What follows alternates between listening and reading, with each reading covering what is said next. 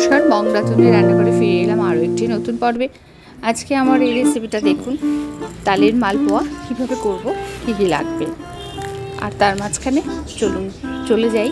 আজকে আমি এই যে কম্পিটিশানে যাচ্ছি, সেই কম্পিটিশানে এই পুরো ভিডিওটা, যেখানে রান্নার কম্পিটিশান হয়েছে আপনার এই জন্মাষ্টমী স্পেশাল, কে কী রকম রান্না করবে, কত রকমের রান্না করতে পারে, তার উপরে একটা এক্সিবিশন হয়েছে, সেখানে আমি নাম দিয়েছি। সেই নামটা ওখানে আমার যাব আমি, সেখানে কীভাবে করলাম, কারা কারা অংশগ্রহণ করেছে, পুরো ভিডিওটা আপনাদের সঙ্গে আমি শেয়ার করেছি। এখানে দেখতে থাকুন।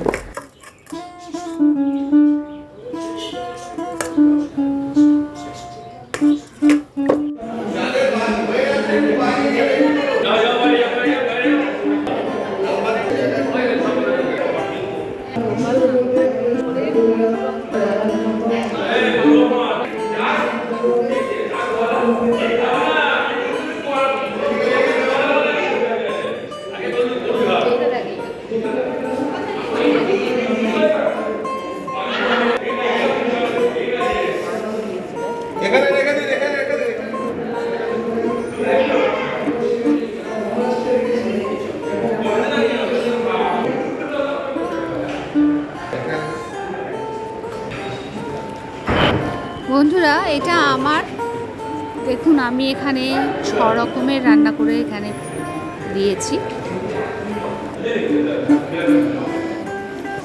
বন্ধুরা, আমি বলেছি আপনাদেরকে প্রত্যেক দিন একটা করে রেসিপি করে দেখাবো। এই 6খানা রেসিপি যে আমি এখানে অংশগ্রহণ করেছি, যে কীভাবে করেছি আর কি করেছি, সেই রেসিপিগুলো আপনাদের সঙ্গে শেয়ার করবো। অলরেডি আমার 2টো রেসিপি শেয়ার করা হয়ে গেছে, চন্দ্রকান্ত পিঠা আর তালের কেক। আজকে তালের মালপোয়া তৈরি করবো, কীভাবে করছি সেটা দেখাচ্ছি। আমার রেসিপিটা যদি আপনাদের ভালো লাগে তাহলে প্রচুর শেয়ার।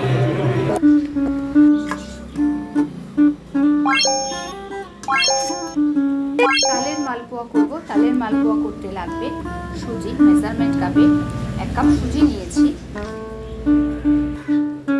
দিচ্ছি মেজারমেন্ট কাপের 1 কাপ চালের গুঁড়ো। একই মেজারমেন্ট কাপে দিয়ে দিচ্ছি চিনি, দিয়ে দিচ্ছি মৌরি, দিচ্ছি সন্দক নুন। বন্ধুরা, সমস্ত শুকনো উপকরণগুলো মিশিয়ে নেব। মিশিয়ে নিয়ে এটাকে দুধ দিয়ে গুলে নেব।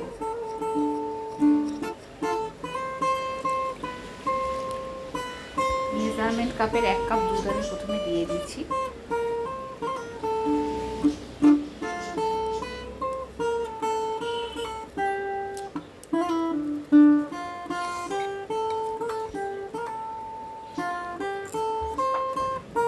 মেজারমেন্ট কাপের 1 কাপ তালের পিউরি দিয়ে দিচ্ছি।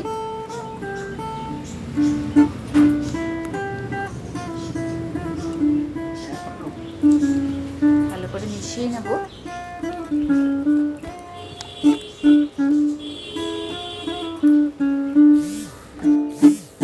এখানে আরো 1 কাপ দিয়ে দিয়েছি তালের পিউরিটা। এটা একটু বেশি ঘন হয়ে গেছে, এখন আরো 1 কাপ দুধ দিয়ে দেব।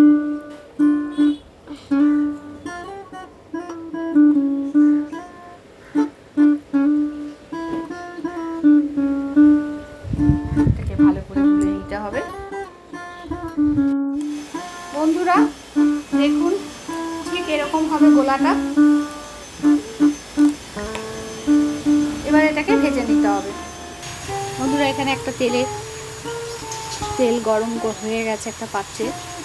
এই তেল গরম হয়ে গেছে, এই অবস্থায় এই যে তালের মালপোয়া রেডি করে রেখেছিলাম, যে গোলাটা দিয়ে দেবো আস্তে করে।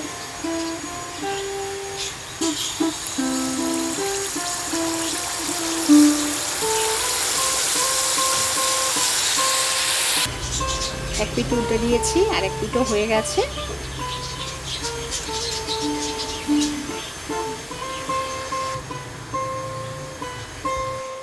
বন্ধুরা, রেডি হয়ে গেছে আমার তালের মালপোয়া। দেখুন, আমার এই রেসিপিটা যদি আপনাদের ভালো লাগে, গোপালের উদ্দেশ্যে দিলাম তুলসী পাতা। ভালো থাকবেন, সুস্থ থাকবেন, আমার সঙ্গে থাকার জন্য বন্ধুদের জানাই ধন্যবাদ। ফিরে আসছি পরবর্তী ভিডিও নিয়ে পরবর্তী সময়।